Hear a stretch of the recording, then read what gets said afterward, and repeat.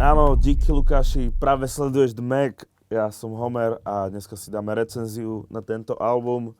Pil si a v rádiu hral Elán, keď umrel Tupac. What you putting in there now?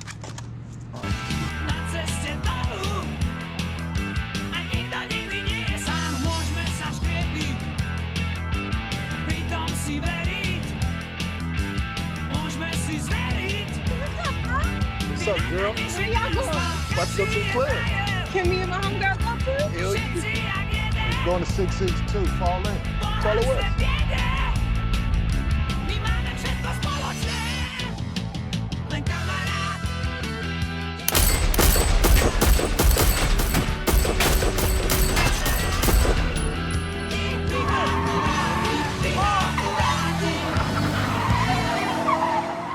Tento album je rozhodne vyspelejší, mierí na staršie publikum ako Hype, ale už aj tam sa snažil mieriť na starších tým, že vymýšľal nejaký koncept a tým, že vlastne hovoril tam o tom, jak začínal a kam to dotiahol.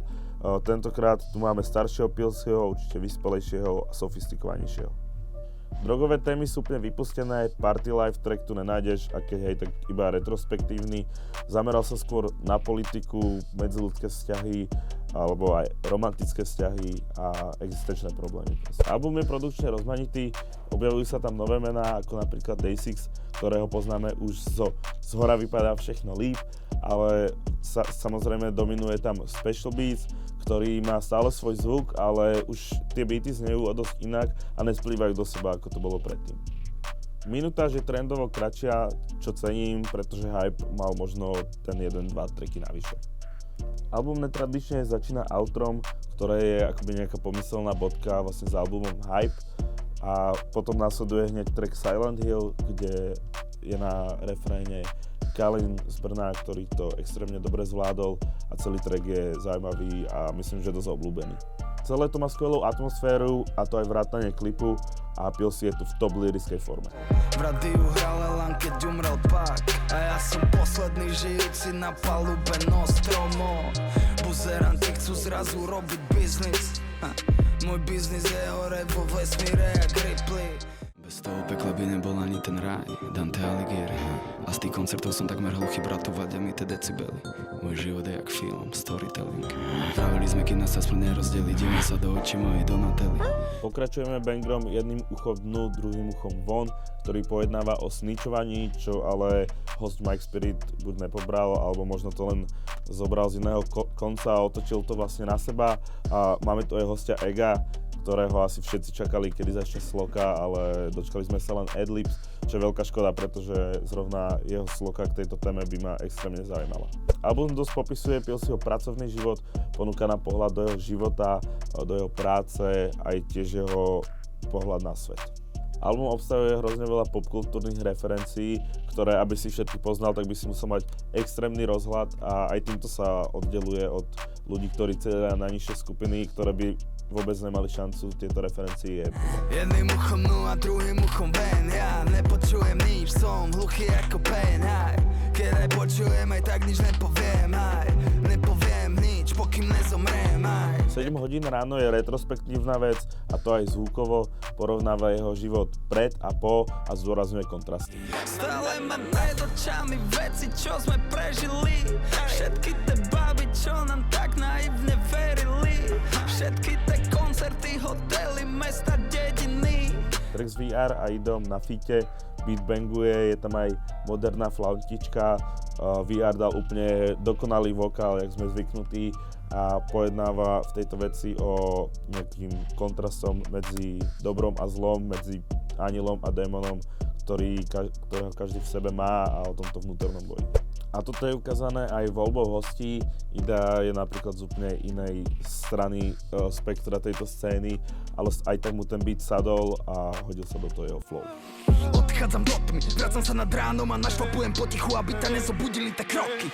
To zlo je v nás, ja vím to sám.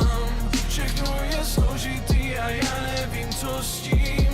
Preto so Sergejom není asi úplne najlepší z albumu, ale páči sa mi, že tam Sergej dodal aj vlastný beat a títo dvaja spolu majú úplne perfektnú chémiu, takže by spolu mali robiť tracky aj naďalej.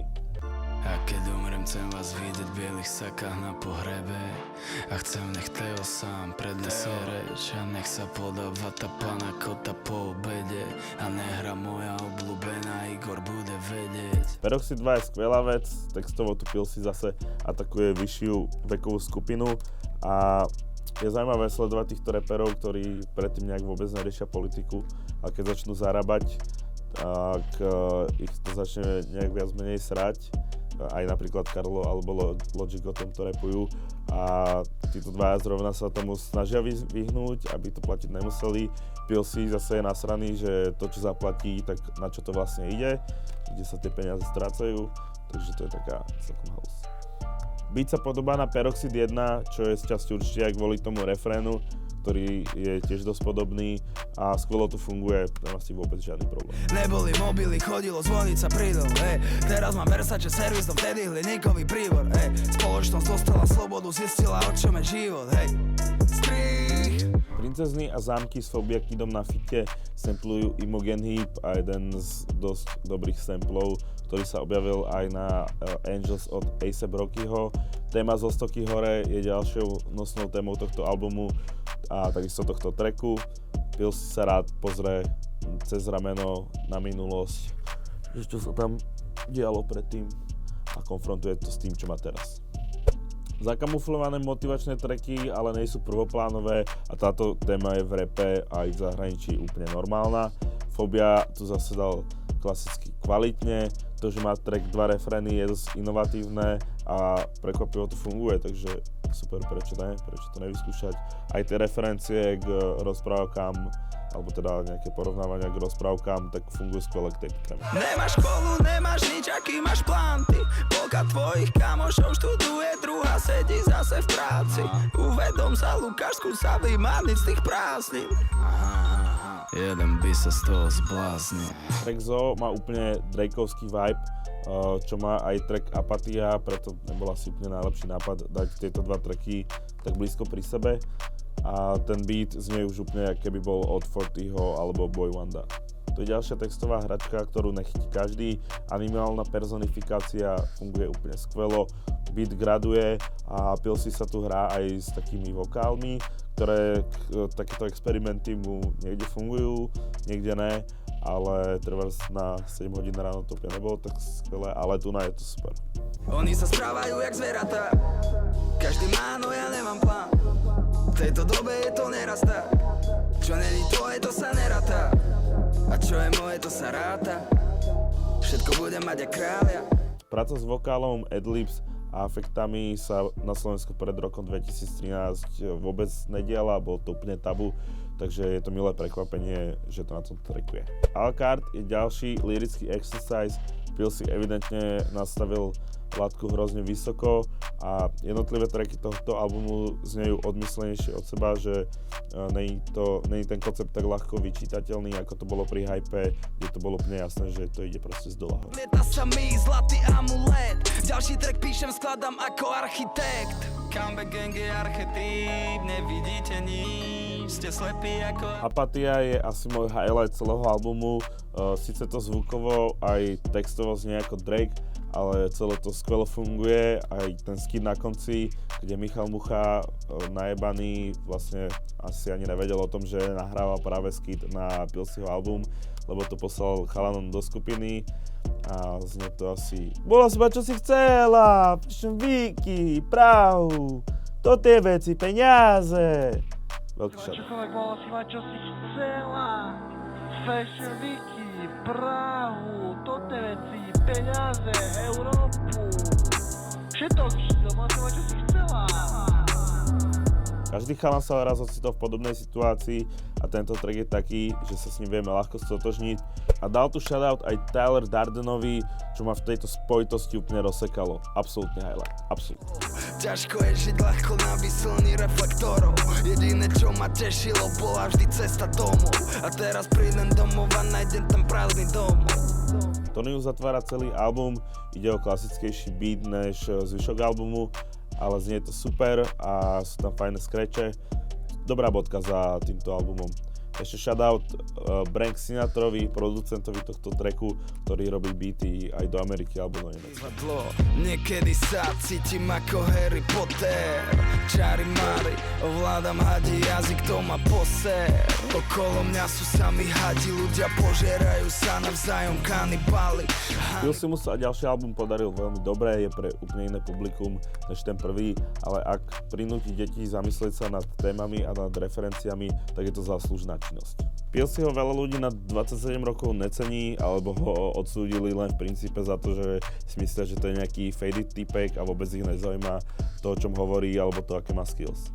Tento album nám práve ukáže nejakého Pilsiho 2.0, ktorý už toľko nepodlieha trendom a vie, čo chce povedať a vie aj, ako to chce povedať. Tracky na hype sa niekedy úplne nedržali tém a Pilsi v nich odskakoval, ale tentokrát je o moc sústredenejší a je počuť, že to nie je nejaký rýchlokvasný album, ale že si naozaj vysedel nad jeho prípravou nejaký ten čas. Je to veľmi decentný pokračovateľ hypeu, pre mňa ho aj predčil, pretože ho tu nezväzoval ten koncept a mohol sa tematicky úplne rozpísať.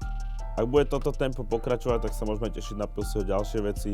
Tento album nehral nič na istotu, snažil sa experimentovať a kvôli tomu možno aj stratil pár fanúšikov a na to nemá veľa ľudí na scéne spraviť niečo také. Je to super album, ale poďme už k bodovému hodnoteniu. Ohodnotil by som tento album, ešte som nevyzvihol, že má pekný obal, akože mne sa to ľúbi. Aj tu je napísané všetky práva vlastníkov a autorské práva vyhradia. Myslím, že sa to dneska na CDčka nepíše, ale nejsom si istý. A pôsobí to dosť 90-kovo celé. Škoda, že tam Alex Hudák, shoutout, že si mi to zapožičal. Škoda, že tam dostal podpis nejakou fixkou, ktorá sa odtiaľ asi vyparila. Je mi to ľúto. Každopádne dávam mu 1990 bodov. Koľko? Díky. Za 7 horami a za 7 dolami sú princezní a zámky my pijeme s kurvami.